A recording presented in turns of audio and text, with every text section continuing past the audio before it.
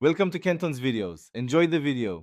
In this video, I will show how to change oil in 2008 Jeep Liberty.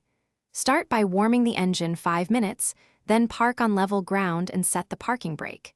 Use gloves and safety glasses and place an oil pan under the drain plug.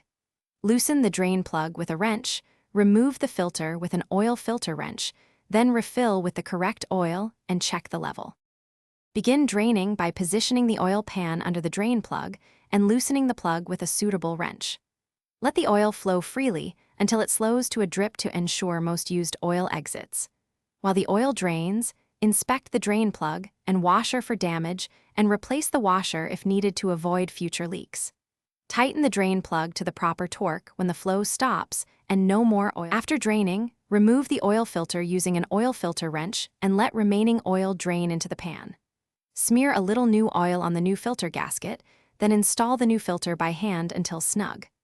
Refill the engine with the correct amount and grade of oil, start briefly to circulate, then shut off and check for leaks.